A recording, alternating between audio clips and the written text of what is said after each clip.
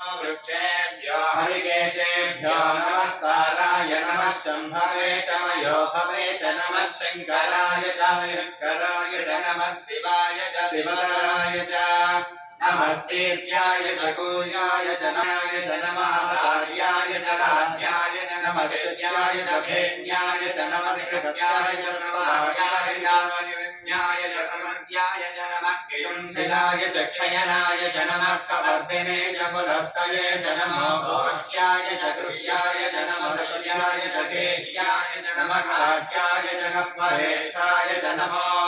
हृदयाय च निवेश्याय च नमः सव्याय च रजस्याय च नमः सुस्याय च हरिष्याय रुद्रवामितो वधेन विष्णुन्तो नमसा विधेमते आरात्रे गोघ्नबुधपूरुषग्ने जयुश्रीराय सुम्नमस्मे ते अस्तु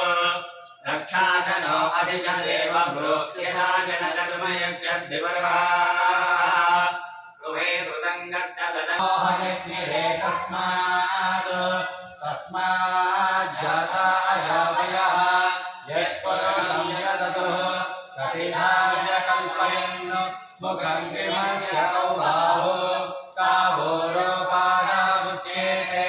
ब्राह्मणोऽस्य मुखमासीत् बाहोराजन्यः कृतः विलोपक्वये श्रियम्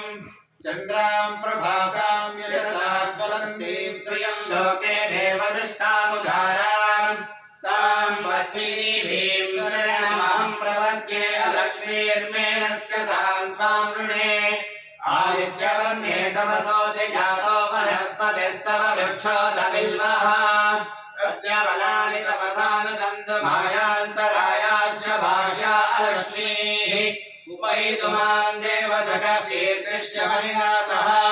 प्रातर्भूतोऽस्मिराश्रे शृङ्गेरमर्धिं ददातु मे